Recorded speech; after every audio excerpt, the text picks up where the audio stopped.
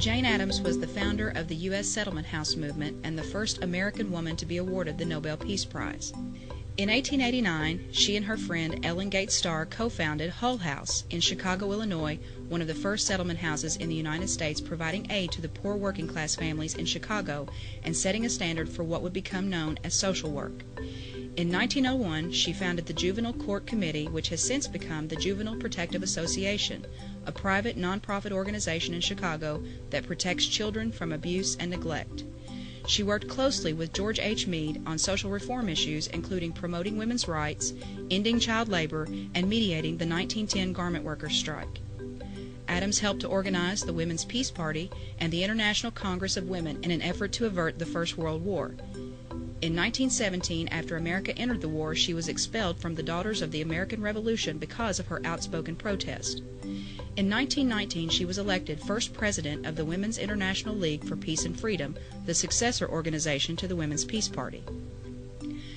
Jane Addams was a founding member of the American Civil Liberties Union and a charter member of the National Association for the Advancement of Colored People. She was also the first vice president of the National American Women's Suffrage Association. These positions earned her even more criticism than her pacifism, as she was accused of being a socialist, an anarchist, and a communist. Regardless of the accusations against her, many of the things that she had advocated and fought for became policies under Franklin D. Roosevelt. By the time of her death in 1935, Jane Addams had won the Nobel Peace Prize and changed forever the profile of Chicago. After her death, the residents of Hull House carried on the work begun by Jane Addams and the other founders. Hull House continued to serve the people of Halsted Street through the Depression of the 1930s and World War II.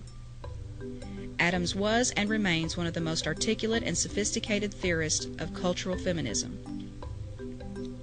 She was also the leader of an extensive network of women sociologists ranging in number between 50 and 100, formed a complex network of professional ties, institutions, social activism, and intellectual contributions that has never been seriously analyzed. We salute Jane Addams as an extraordinary American woman.